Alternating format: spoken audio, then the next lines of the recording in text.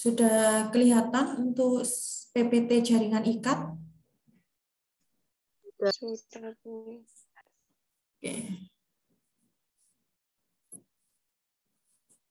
Assalamualaikum warahmatullahi wabarakatuh. Ini selanjutnya adalah pertemuan keempat tentang jaringan ikat. Jadi adik-adik di sini harap absen terlebih dahulu sesuai jam yang saya kirim di grup tadi. Untuk jaringan ikat mulai jam 8:15 sampai jam 9.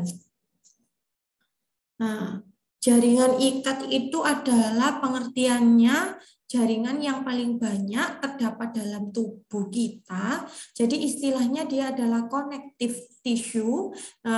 Fungsinya adalah dia sebagai jaringan penyongkong atau anyaman penyongkong. Fungsinya yang pertama adalah jaringan ikat itu untuk mengikat dan menyongkong jaringan. Yang kedua adalah untuk melindungi organ-organ tubuh. Yang ketiga adalah sebagai membentuk tubuh. Yang keempat untuk menyimpan energi. Dan yang kelima adalah untuk menyusun sistem sirkulasi darah. Nah, ciri-ciri dari jaringan ikat secara mikroskopisnya itu yang pertama untuk jaringan ikat letak sel-selnya adalah tersebar. Yang kedua adalah dia memiliki komponen intraseluler yang banyak atau matriksnya. Matriks pada jaringan ikat tersusun atas mukopolisakarida, sulfat dan asam hyaluronat. Nah, jadi untuk penyusun matriksnya itu ada dua ya, ada mukopolisakarida sulfat sama asam hyaluronat.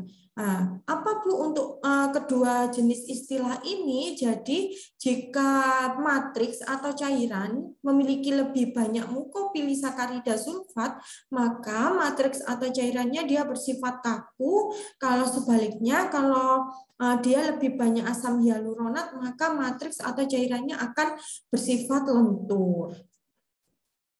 Nah, ini untuk peta konsepnya bahwa komponen jaringan ikat itu ada dua ya untuk di dalam tubuh kita, ada matriks sama sel-sel jaringan ikat.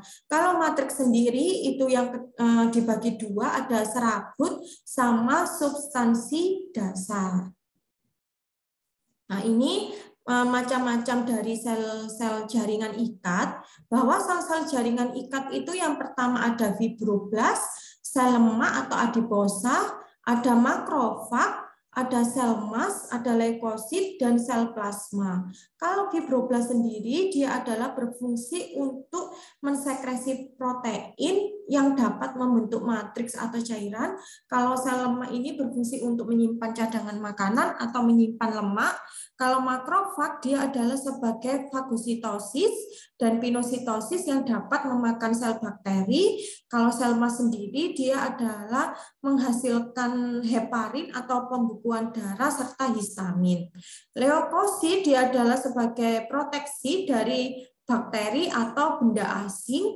Kalau sel plasma berfungsi untuk memproduksi antibodi. Nah, ini ciri mikroskopis, gambar mikroskopis dari fibroblast. Jadi mikroskopis dari fibroblast itu berbentuk silindris seperti yang tanda panah warna hitam ini. Nah, ini adalah semacam sel fibroblast. Kalau yang digambar ini juga yang panah ini yang gambar silindris ini juga termasuk sel fibroblast. Jadi fibroblast itu memperlihatkan inti aktif yang besar. Jadi kalau seperti ini adalah inti aktif yang besar dan sitoplasmanya eosinofilik yang dapat menyempit dalam dua arah di sepanjang akses inti. Nah, sitoplasma eosinofilik itu seperti apa? Jadi sitoplasma eosinofilik itu seperti yang gambar warna merah ini. Nggak kelihatan ya kalau nggak jelas bentuknya lah. Ini warna merah ini sitoplasmanya.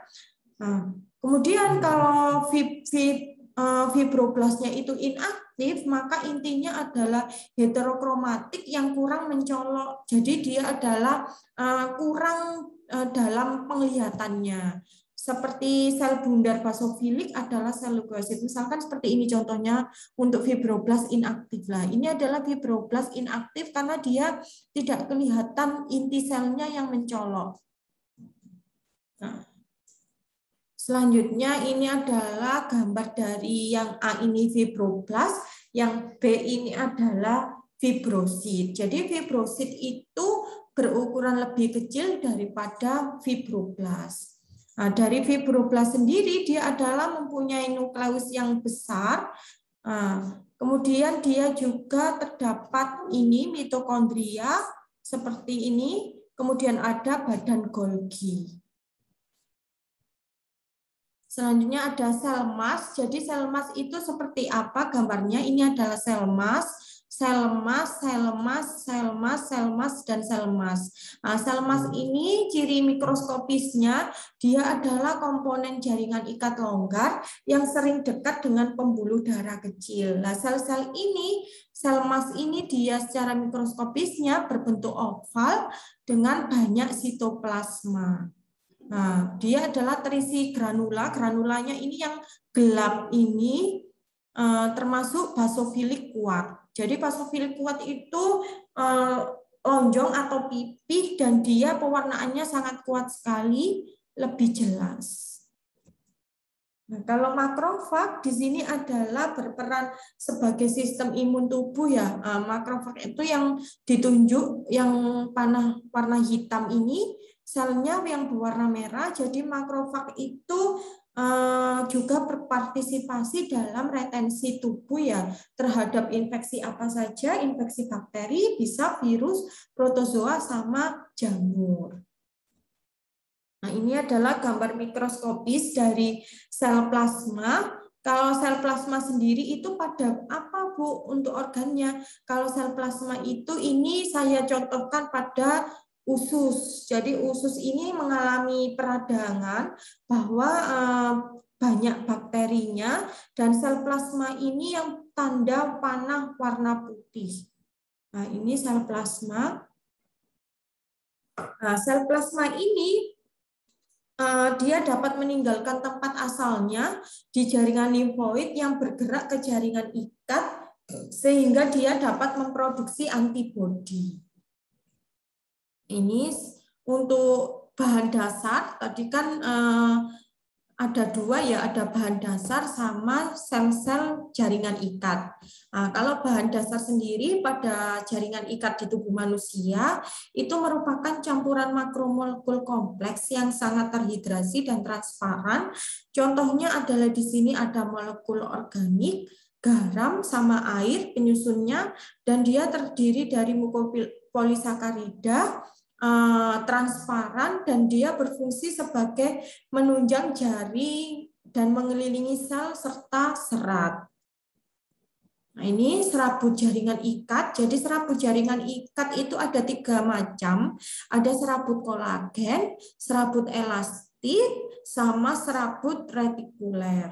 Nah, bedanya apa dari ketiga serabut ini? Kalau serabut kolagen itu dia tersusun atas protein kolagen, kalau serabut elastin itu tersusun atas mukopolisakarida dan protein elastin. Kalau retikuler itu terdiri dari kolagen yang dilapisi oleh glikoprotein. Nah, sifatnya bagaimana? Kalau kolagen ini sifatnya dia kuat ya, kuat, kaku, kemudian kelenturannya itu rendah, dan daya regang tinggi.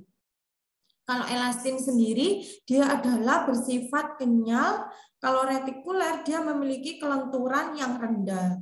Nah, untuk ini, organnya apa saja yang ditemukan? Biasanya itu kalau kolagen itu ditemukan di jaringan ikat, khususnya yang paling banyak adalah pada tendon. Kalau serabut elastin itu ditemukan pada organ paru-paru, kulit, vesika urinaria.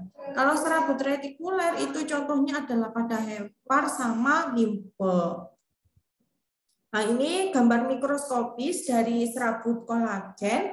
Serabut kolagen ini yang berwarna ini panah warna hitam, ini adalah termasuk serabut kolagen. Nah, serabut kolagen ini bisa dilihat dengan beragregasi lebih lanjut menjadi berkas kolagen dan besar pada serat yang sangat eosinofilik. Nah, ini apakah ini termasuk fibroblast juga? Kalau fibroblast itu adalah yang ini yang panah warna hitam. Kalau kolagen itu fibroblast disusun oleh serabut kolagen. Nah, serabut kolagen sendiri itu yang paling banyak bisa ditemukan pada tendon tadi sama lapisan dermis kulit. Nah, ini gambar mikroskopis dari serabut elastin. Nah, serabut elastin tadi adalah dia bersifat elastis ya. Untuk organnya sendiri, dia contohnya adalah bisa di organ aorta. Kalau elastin ini selalu dilapisi oleh otot polos. Nah, ini juga serabut retikular. Retikular ini dia adalah ini yang saya contohkan pada kelenjar getah bening. Jadi ini merupakan serabut retikular yang mengandung kolagen yang sangat terglikolisasi yang menghasilkan sifat argirofilia. Jadi kenapa kok dia sifatnya seperti ini? Karena inti selnya itu terlihat gelap seperti ini adalah inti selnya, tetapi sitoplasmanya dia tidak berwarna, sitoplasmanya berwarna jernih atau putih. Ini yang saya tunjuk. Selanjutnya ada jaringan ikat ya, tadi adalah penyusun dari jaringan ikat, kemudian yang kita bahas ini adalah macam-macam dari jaringan ikat. Jadi jaringan ikat sendiri itu ada jaringan ikat embrionik sama jaringan ikat dewasa. Kalau jaringan embrionik, ikat embrionik itu ada dua macam, ada mesenkim sama mukosa. Kalau jaringan ikat dewasa itu ada longgar, padat sama khusus. Kalau padat sendiri ada irregular sama reguler. Irregular itu tidak padat tidak beraturan, kalau yang reguler dia padat beraturan. Kalau jaringan ikat khusus itu pada jaringan retikular dan jaringan adiposa atau lemak. Nah, ini jaringan ikat longgar. Kalau jaringan ikat longgar itu ditemukan pada stratum papillare di dermis, kemudian ada hipodermis juga dan membran mukosa. Ini contohnya adalah pada organ kulit. Nah, dia adalah kalau jaringan ikat longgar tersusun atas sebagian besar matriks dan serat-serat longgar, dan dia berfungsi yang pertama adalah sebagai medium penyongkong, yang kedua adalah pengisi ruang antar organ, yang ketiga adalah mengelilingi elemen-elemen jaringan lain dan menyediakan nutrien. Contohnya ada di jaringan lemak sama jaringan adiposa. Nah, ini contoh gambar mikroskopis dari jaringan ikat longgar. Jadi jaringan ikat irregular padat dan longgar itu di dalam esofagus terlihat apa? Ini terlihat dia adalah epitel pipi atau gepeng berlapis banyak yang berwarna ungu ini. Kemudian yang huruf V ini dia adalah pembuluh darah kecil dan dia terlihat berkas kolagen. Yang D ini dia adalah termasuk jaringan ikat padat irregular sama karena dia tidak beraturan. Nah, ini jaringan ikat padat. Kalau jaringan ikat padat tadi reguler sama irregular, dia berfungsi untuk menghubungkan organ tubuh. Jaringan ikat reguler ini contohnya adalah pada tendon dan ligamen. Kalau irregular sendiri, dia adalah contohnya pada lapisan dermis kulit. Nah, ini jaringan ikat padat irregular ini saya contohkan pada organ mikroskopis bibir. Jadi di sini untuk yang panah warna hitam ini dia adalah bibir kita itu tersusun atas otot rangka. Kemudian yang panah warna kuning ini jelas ya dia adalah epitel. Nah, untuk itu penyusunnya dia adalah jaringan ikat longgar. Nah, ini dijelaskan bahwa ada tampak serabut-serabut kolagen yang tidak beraturan. Mana serabut kolagennya? Serabut kolagennya itu yang berwarna ini. Nah, ini adalah serabut kolagen. Kemudian ada jaringan ikat padat reguler. Kalau jaringan ikat padat reguler itu memperlihatkan, nah, tambah ini ya Bu, gambarnya iya ini adalah termasuk jaringan ikat padat reguler. Dia contohnya adalah pada tendon dan dia memperlihatkan, nah ini warna merahnya memperlihatkan berkas kolagen. Selanjutnya ada jaringan mukosa. Kalau jaringan mukosa itu ditemukan di tali pusat dan jaringan janin dan memiliki banyak substansi dasar, terdiri dari asam hyaluronat dan mempunyai jaringan yang mengandung sedikit serat kolagen. Nah, ini jaringan mukosa. Ini adalah gambaran mikroskopis dari tali pusat pada janin, bahwa yang warna merah ini yang terlihat jelas, intinya dia adalah termasuk fibroblast. Kemudian dia adalah kaya banyak berkas kolagennya, ini adalah berkas kolagen. Nah, kalau banyak berkas kolagen berarti itu adalah dia banyak asam hyaluronatnya.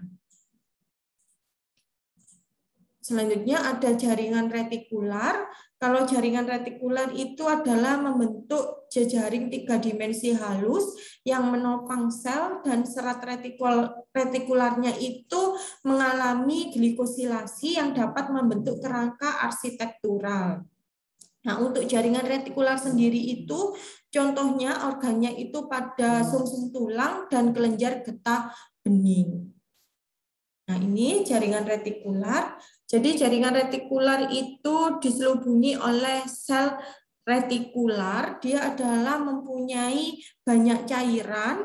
Nah, ini yang berwarna putih ini cairannya. Kemudian dia merupakan pewarnaannya, kalau gelap ini dia menggunakan pewarnaan perak atau AgNO3. Nah, ini jaringan retikuler itu pada organ apa, Bu? Kalau jaringan retikuler ini dia bisa pada pada ini organ limfoid sama kelenjar getah bening. Oke. Selanjutnya yang terakhir ada adiposa. Kalau adiposa ini merupakan jaringan lemak dan berfungsi untuk menyimpan cadangan makanan. Nah, ini jaringan adiposa itu berbentuk bulat, kubus. Dia penyusunnya adalah jaringan ikat longgar. Oke. Ada jaringan mesenkim. Kalau jaringan mesenkim itu terdapat pada embrio dan dapat berdiferensiasi menjadi sel lain, serta merupakan jaringan penghubung yang masih sangat muda. Nah, kalau mesenkim sendiri itu berasal dari mana? Dia adalah berasal dari mesoderm. Nah, ini jaringan mesenkim. Kalau jaringan mesenkim itu, ini yang saya contohkan pada pertumbuhan gigi manusia. Nah, kalau panah warna hijau itu dia adalah sel stela, retikulum. Kemudian yang putih ini adalah termasuk sitoplasma. Oke, terima kasih. Ada yang ditanyakan dari jaringan ikat? Sudah jelas? Jaringan ikat tadi berfungsi untuk apa saja?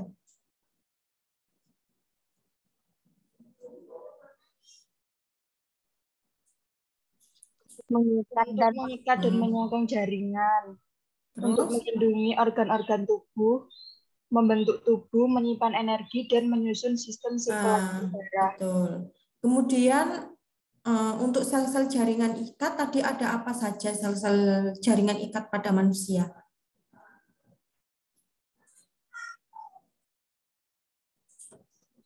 Ada fibroblast, sel lemak atau adiposa, makrofag, sel emas, leukosit, dan sel plasma. Oke, nanti adik-adik bisa dipahami ya bahwa sel jaringan ikat itu ada 6 ini, ada fibroblast, sel lemak, makrofag, sel emas, sama leukosit serta sel plasma. Nah, kalau serabut jaringan ikat ada 3 ya, ada serabut kolagen, serabut elastin, sama serabut retikuler. Oke, saya stop share dulu. Sudah, nggak ada yang ditanyakan? Nanti dipelajari kembali ya, jika tidak jelas bisa melalui WA kita diskusi. Oke, kalau tidak ada yang ditanyakan, ini nanti saya share rekamannya supaya bisa adik-adik pelajari kembali.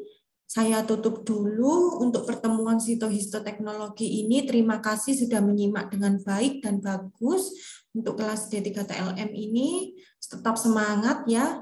Mohon izin saya share print screen untuk yang mengikuti kuliah. Meskipun jangan lupa absen disiapkan juga.